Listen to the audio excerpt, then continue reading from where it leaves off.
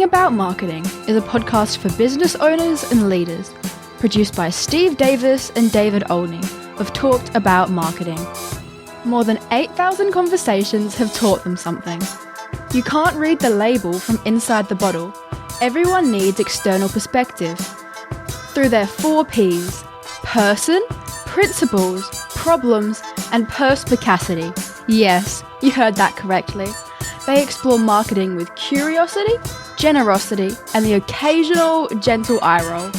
They hope this becomes a trusted companion on your journey in business.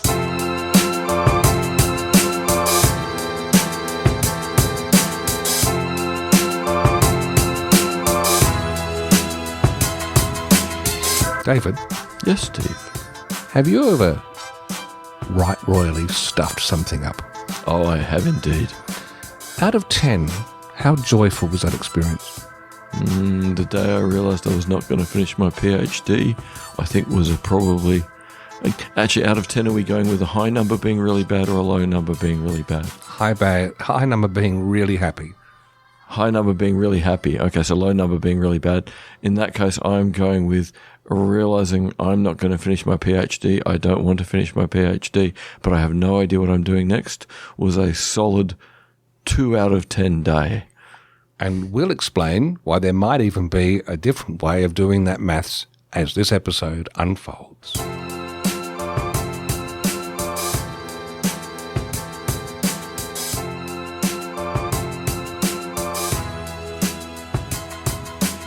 Our 4 Ps.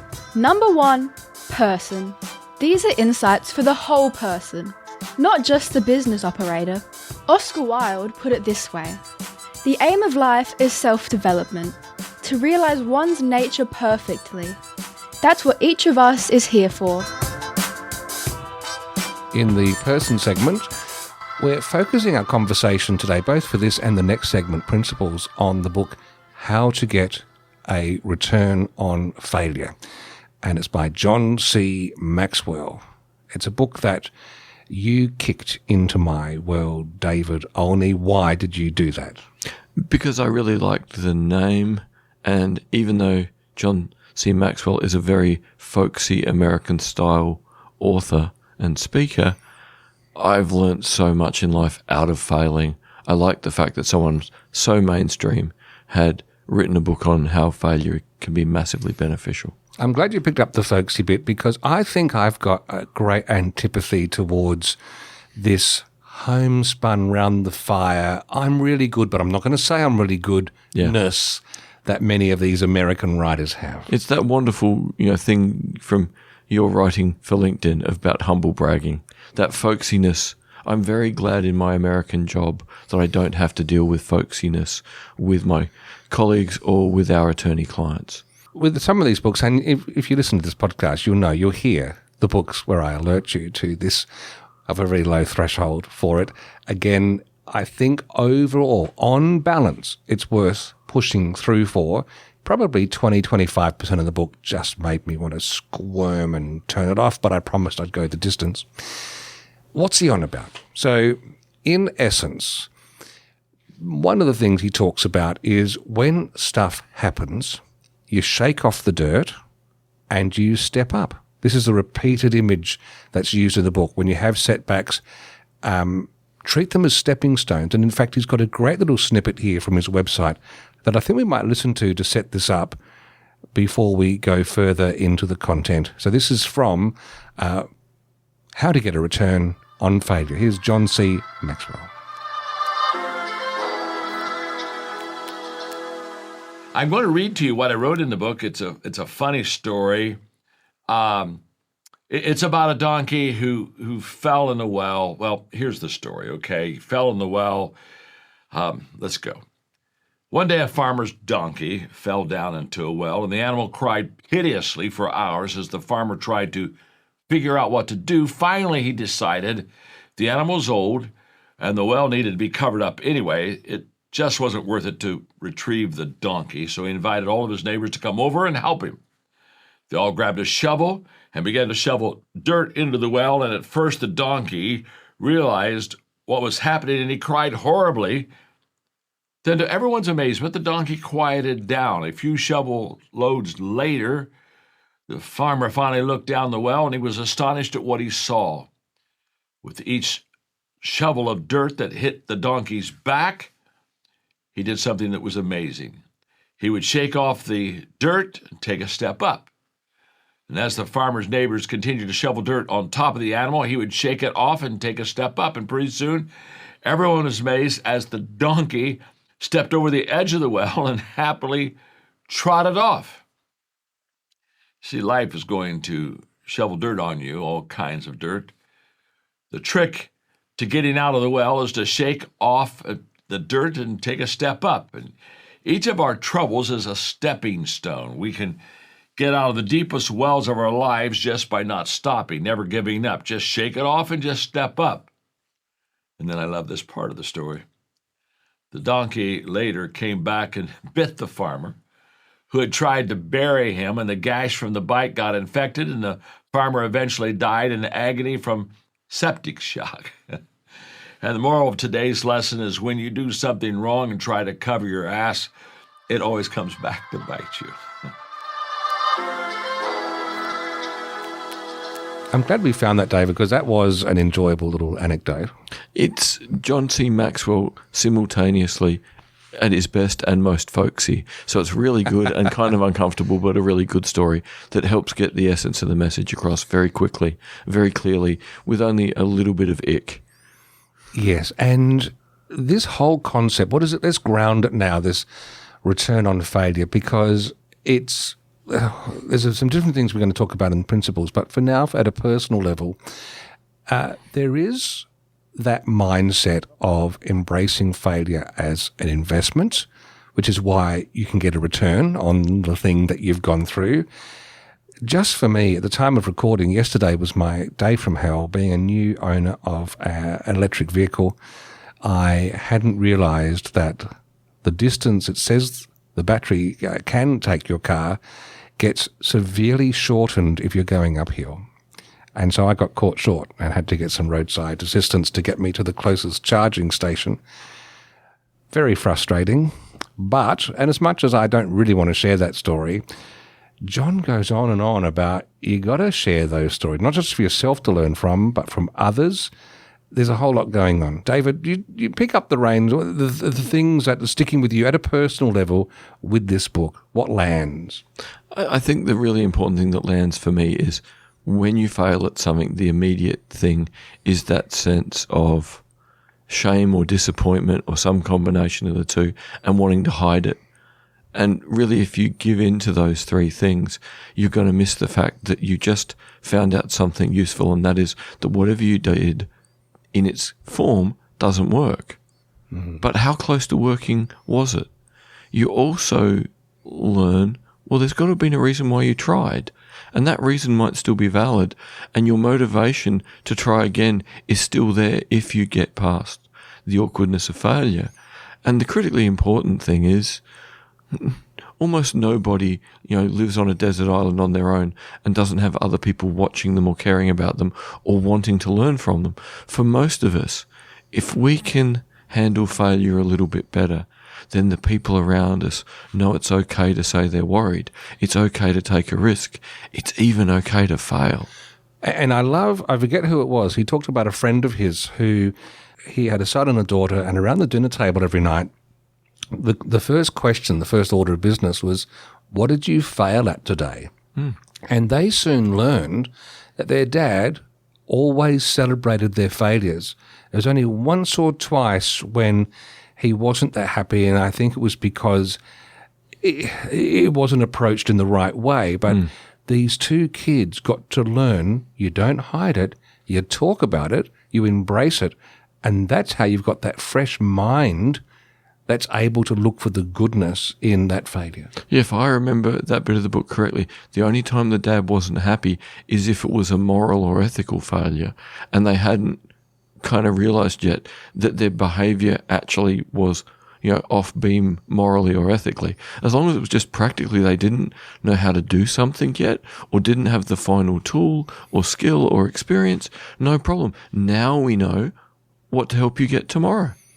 So really a great parenting tool in that, what did you have trouble with today? Well, we've just made it easier to work out what to focus on tomorrow. And save them from that horrible thing of going through school being too embarrassed to put your hand up. Yeah, and just shame becoming normal. And yeah, shame to me seems to be the path towards extreme anxiety of what could go wrong next. Yes, that's really what he's doing. He is dissecting shame away. Getting from it off the table. Yeah, that is a great gift he just brought to the table. Yes. Hadn't thought about it in that term. So the sh word he's brought to the table. A couple of other things that I thought were useful. The message that's constantly through the book is to keep working on the successes, not just the failures. So he urges people to deliberately work on successes, so amplify what went right, instead of getting stuck and obsessing over and over about what went wrong. Yeah, it's this idea in a lot of the self-help literature that, you can become the more rounded person you want to be. You can fix everything. And his argument is that, well, some things, just don't be good at them. It may not be important that you can ride a unicycle. Have a second go if you really want. But the fact you can't ride a unicycle for the second time, should you ever ride a unicycle ever? It's okay to double down on the fact you're good at maths. It's probably going to take you further than the unicycle. I also loved seeing you brought sport into it. Not that unicycle is sport, or is there a unicycle race? I'm assuming there's one somewhere on planet Earth. Yes. I like him talking about a couple of baseball coaches. It was either baseball or basketball or both, because it's going to be folksy. You're going to have those sports in an American book. But I thought it was interesting. These really high-performing coaches had this attitude that after a win or a loss, they'd let their team dwell on the loss or celebrate the success for 24 hours. The clock started ticking. You got 24 hours. Go for it. Get it out of your system. Enjoy it. And then it's back on focusing on next week and thinking, what have we learned? How do we apply? And the idea of this short celebration or commiseration and moving on is one of the core things in the book. And I guess that's where we get a bit of Teflon on ourselves from being weighed down by failures, not to brush them under the carpet, but to not be weighed down by them. The other side of that coin, which comes up later in the book, is that whether you succeed or failure, the analysis you should do is exactly the same. Yes. What went well and why, what went badly and why, and learn from it either way. Because if you just repeat how you were successful today, well, tomorrow's a different day. There might be different variables. If you haven't analysed today properly, even if it's a success, there's no guarantee without analysing it properly that you can repeat it. As people here who may or may not be running businesses, just thinking about that a little bit more, how would we ground that as a final takeaway? Probably the biggest thing, I think, is whether it was a great day or a terrible day, don't dwell on it for more than a day, and then do the analysis work about what happened, how did you contribute to what happened, how would you like to behave differently tomorrow to get a different or better outcome. Like, that's the absolute critical lesson, I think. And if we wanted to make this point, because I found myself doing this as I read it, we had just been talking about Jill Bolte Taylor's book in the last episode 6 of season 8, and whole brain living. I was putting this through that filter because you've had this hit of failure, no doubt, and some of this terminology might be strange to you if you haven't listened to episode 6. I really do think it's one of the best episodes we've done and worth a listen. Your character too, that part of your brain that wants to protect you, is the one that's likely to get stuck and dwelling.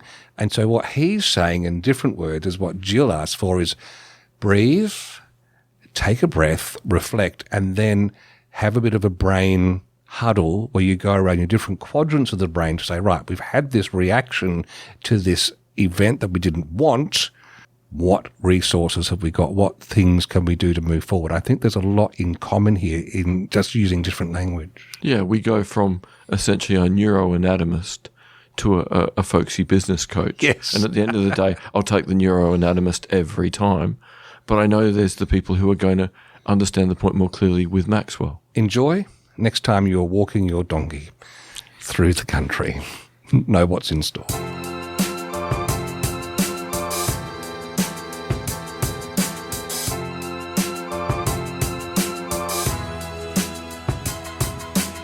Our 4 Ps. Number 2, principles. These are ideas worth building on. As Oscar Wilde reminded us, you can never be overdressed or overeducated. David, in the principles segment, let's bring the boat around to face fairly and squarely at the business application of Maxwell's thinking. And there's a lovely video, we'll put a link to it in the show notes, where he takes an hour and a half to go through 6 principles that he draws from his book. And I think it gives us an entry point. Or really a short version for our listeners who don't have enough time for the whole book. That's right. Well, interestingly, the book's 4.5 hours long, so it's not that far short of the whole book. But I want you to do an exercise for me. Can you please do this? Hold your hands out either side of you. No, long. That's it. So David is spreading his arms. I'm about to fly like an aeroplane. Yes.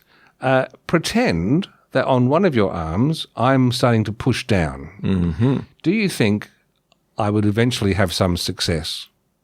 Absolutely, because if you're standing and I'm sitting, you've got more leverage and it's going to work. Without knocking everything over, put your arms right in front of you and clasp your fingers together so they're locked. Now hold your arms straight.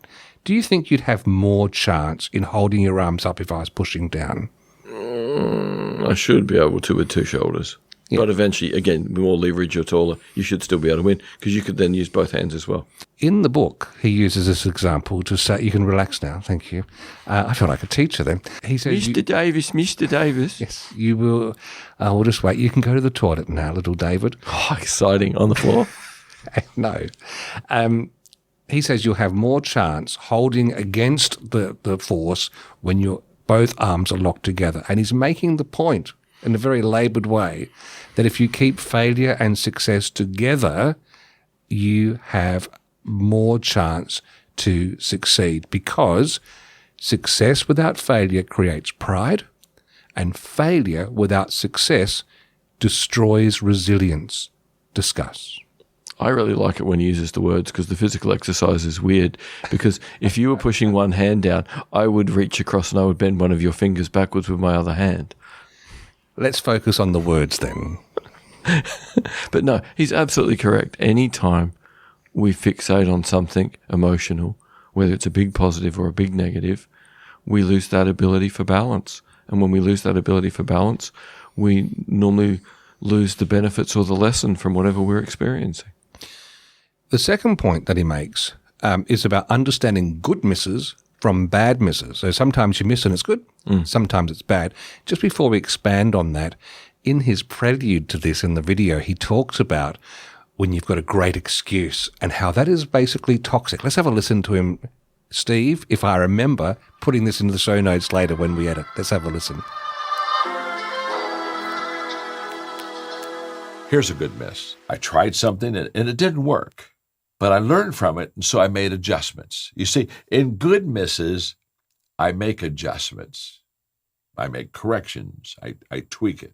And a bad miss is when I make excuses. When I start making excuses for why I haven't, couldn't, shouldn't, didn't, I'm in trouble. And by the way, a real good excuse is a real bad excuse. You know that, don't you? That when you have a good excuse by why you haven't done something, it's so good you believe it and you accept it, and other people believe it and they accept it. And so now you live in the world of excuses instead of adjustments, and you make a series of bad misses because you're excusing yourself all this time instead of adjusting yourself. Good definition? I think it's exceptionally good. And as I was listening to the book, it really reminded me of working out that the PhD was never going to be finished, but all the skills I was going to take away from it were going to make whatever I did next easier. So recognizing that fact and not getting overwhelmed, that you've got all this value out of what you've done. Now, at the time of recording, I've had one of the most challenging weeks in business ever, just from a whole pile of competing demands. And at the same time, I was listening to this book, and this bit resonated with me, and it was embrace hard. He basically makes the claim often that life is hard. Hard is part of life. And I know we often say that, and it sounds a bit glib. You know, if it was easy, everyone would be doing it. But the fact is, especially in 2026, but probably at all times, to create and run or maintain a business is not easy. Everything's challenged all the time. You've got the market changing. You've got people you're working with changing. You've got your own self-doubts. You've got opportunities. You've got competitors. It's a tough gig. And he says, gobble that up, doesn't he? Yeah. Again, it aligns with so much I've read and so much of what I've experienced that the sooner you make peace with the fact that the vast majority of things will be hard and a few things, because of all the hard work you've done, will be easier, the sooner you work out to just do the hard things, the more benefits you get. So really, it's the only rewarding way to function. And isn't there a bit of stoicism in this, where the Stoics would say, there's always going to be tough things you have to deal with, so we're going to prime the pump by dressing in light clothes on a cold day. Exactly, practice your worst days. So there's a mindset of, this comes through too, and it isn't in the notes that we've made, that whole sense of, we all have the feeling that if we push hard and have a success, the next day is easier. And he said, no, that's wrong thinking. It just means the next day you've got more capacity to tackle what comes next. Yeah, you're better prepared. And I would argue that, in some ways, he is wrong. The better prepared you are from working hard today, the more likely tomorrow that you won't have to work any harder than today. So working hard today gets you used to working hard every day, and eventually what you do, repeatedly just becomes normal. So someone else might suddenly say, your day looks hard. Like when I start at 5:10 in the morning talking to people in my American job, and then the day ends at maybe 7 p.m., other people might look in and go, that's hard. But because I structure my day well, I do the first half of work, then do an hour of some sort of physical, practice isometrics or yoga, then clean up and go and have something to eat, and sit under the veranda at Milk Bar and have a coffee, and then read for a bit or play for guitar for a bit, and then do the second half of my work day. That day isn't hard. It might look hard from the outside, but it really isn't. It's just my day. Oh, it sounds divine from this end, I can tell you that much. Number 4, David, is anticipate failure. And by this, he's arguing that big goals require advanced preparation for setbacks, so you're not surprised when they happen. It's like the other side of that same coin. They're peas in a pod, but it's a nice way of framing it, to anticipate failure. Yeah, prior preparation prevents piss-poor performance. Yes, I mean, you don't want to aim for failure, but you have to know that it's a thing. Assume that if you don't think about it, you'll crash into it. Like, as a blind person, when I learned to use a cane, I learned there's a rule called the 6-minute or 6-month rule. You can either do something carefully for 6 minutes and do it safely, or you can rush and be stupid and take 6 months recovering in hospital. So choose whether you'd rather take 6 minutes now or 6 months to recover. Well, when you put it like that. Number 5 in this, encourage others with your failures. This is very important in business, especially if you're the owner, the leader, is we want to present ourselves as bulletproof so that we don't have any chinks in the armor, so that we, from a right perspective, we want to be that sense of constancy and completeness. And he's saying that's actually not good, because the people around you think you're so perfect. The standard is so high, they don't want to admit where they fall short, and that's the worst scenario you could come up with. Yep, I've learnt mentoring people over such a long period of time to tell them about failing at the PhD, to tell them about having to walk away from violin because of the pain in my wrist and having to go, well, what do I do now? Well, I better take the PhD seriously. The more you can explain to people that things go horribly wrong even with best intentions and good effort. It's really important to share those lessons because it's much better that people take away those lessons as the path to eventual success than just thinking that magically you knew what to do and they've failed if they don't know what to do or they can't emulate your success. So what do I got to do? Do I have to let the guard down more? Is that what I've got to do, David? Or... Yeah, you have a balanced approach to things and you try and calculate risk and you don't mind iterating. Like, I think you're always in a hurry because you want to get things done for everyone.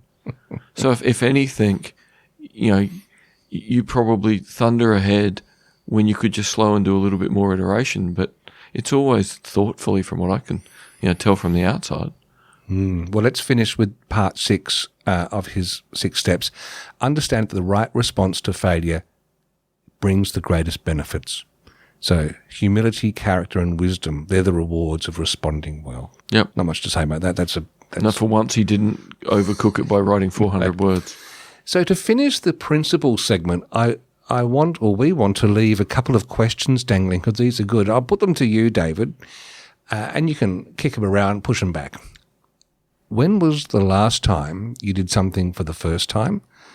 And when was the last time you did something for the last time? Good questions. Yeah, they are. And because I make the deliberate choice to do things I haven't done so that I remember to be careful and do things slow, like walking on the other side of a street or going somewhere I haven't gone before just to practice my mobility skills. I'm always doing new things to maintain my sort of skills to safely live in the world being blind. But I struggle to think when I did something for the last time. Like that, I found really hard to find an answer for. I found one for me. I am never going driving in my EV without gazillions of extra capacity of distance at my disposal. So that is that side of the coin. And again, prior preparation prevents piss poor performance. You now have the fast charger wired into your garage. And I feel like I do a lot of things for the first. I mean, this show I'm doing with Keith Condon, this mixture of songs and history in public at a very public event, it's another first time. You could argue it's iterative, but it's also new and novel. So I feel like I do punish myself. I kind of wish there was a question, when were you able just to sit back and do something on repeat for a bit? That seems like amazingness. Yeah, because more often than not, you realise if you're paying attention, the world requires of you that you do things slightly differently. Yes. So that would be the strangest day, in my opinion, too, where it looks the same as yesterday and I could just coast. On that note, please wrestle with those questions yourself. Have a chat with someone close to you. When was the last time you did something for the first time? So that's about staying fresh and keeping yourself out of ruts. And when was the last time you did something for the last time? When did you say, no, I'm not going to keep hitting my head against that brick wall. We are changing.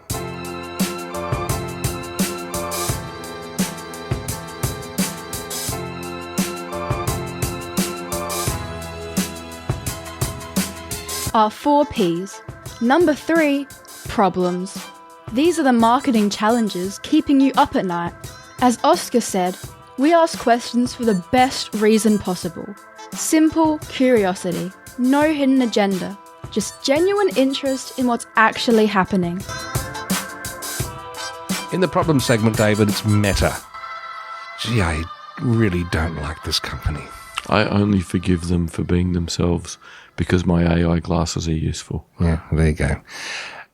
There are people out there, crooks, who create groups or pages with dummy names that are meant to sound official, like copyright claim against your content.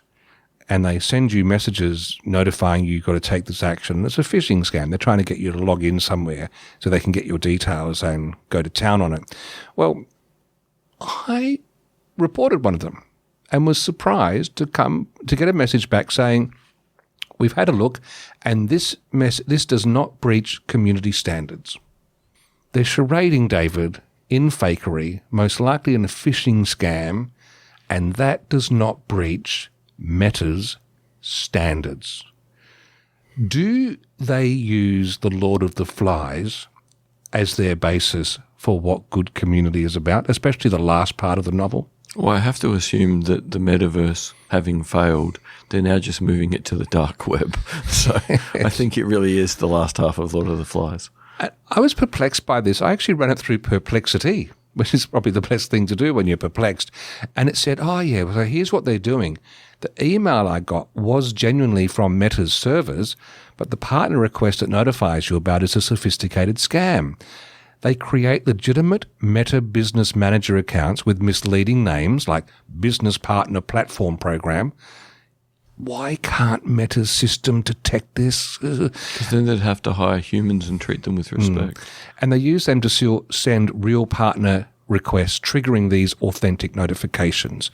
The email passes all the authentication because it legitimately comes from Facebook servers. However, the requester, join the Meta agency partner program or thereabouts, is not Meta affiliated. And so they basically exploit Meta's system, they name it deceptively, and then you give them permissions, etc., allowing them to hijack your ads or take control of your assets. But remember this, good people, that does not contravene Meta's business and community standards.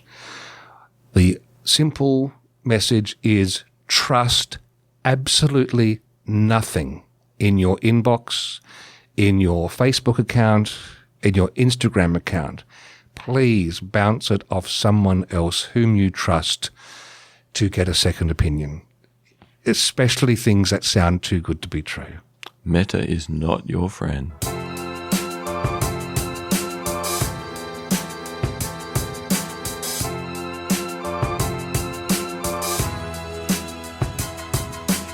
Our 4 Ps. Number 4, perspicacity. Let's examine a campaign from the past and ask, would it work today?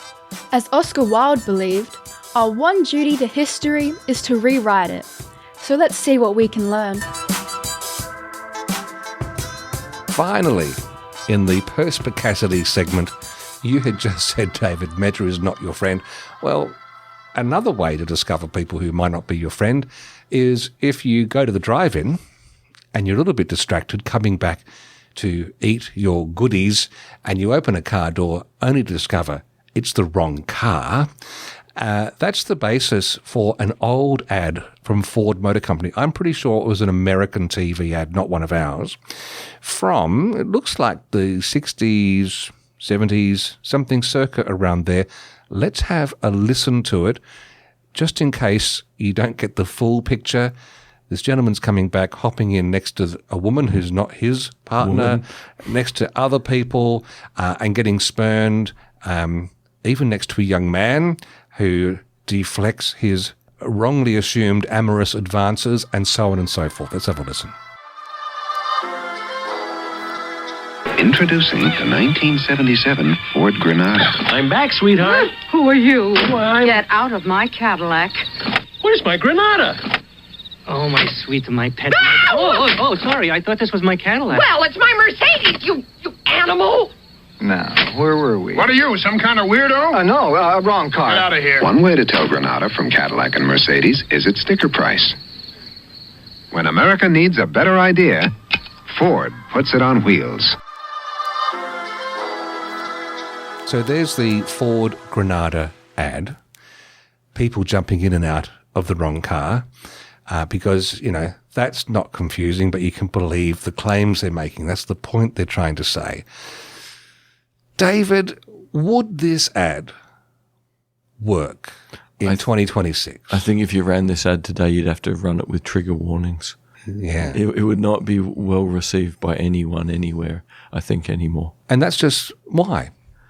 Because what is portrayed as social awkwardness in a world without social media would now probably result in you get in the car, the next thing the person's got their phone out, they're filming your distress and it goes viral on the internet and you hide under a rock for the next 10 years. Yeah, the storyline doesn't hold up in this thing. So it's not often we come to a decision quite so quickly, but I think you're right. I think time has moved on.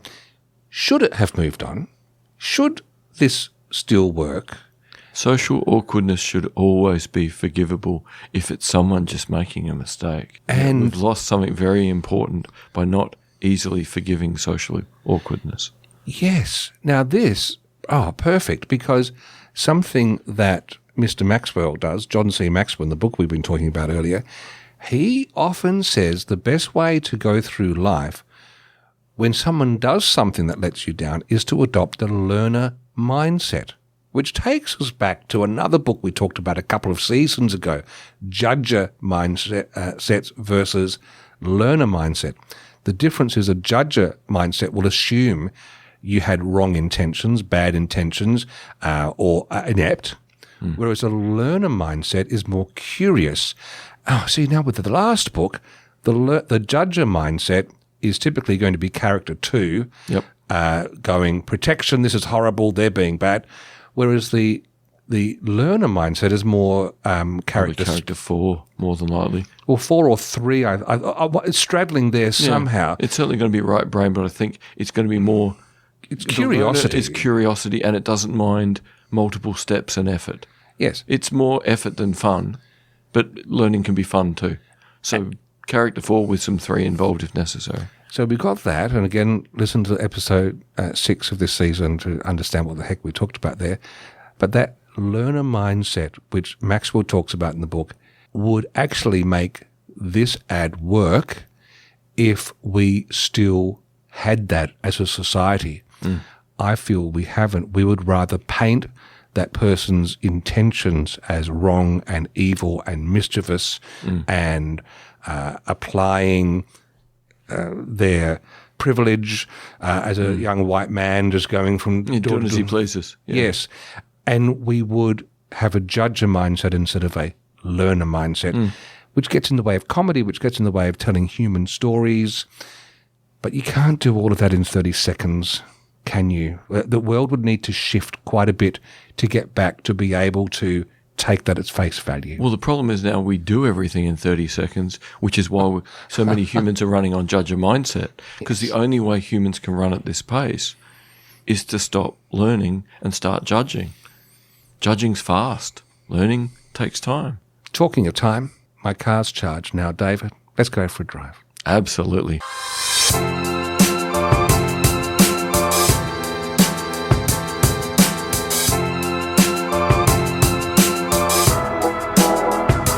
Thanks for listening to Talking About Marketing.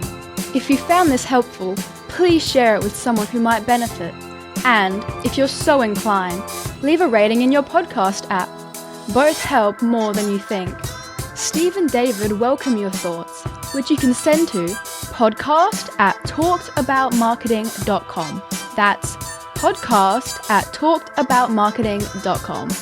Want to continue the conversation beyond the podcast? You can book 20 minutes with Steve at talkedaboutmarketing.com. No cost, no obligation. And we'll leave the last word to Oscar Wilde. There's only one thing worse than being talked about, and that's not being talked about.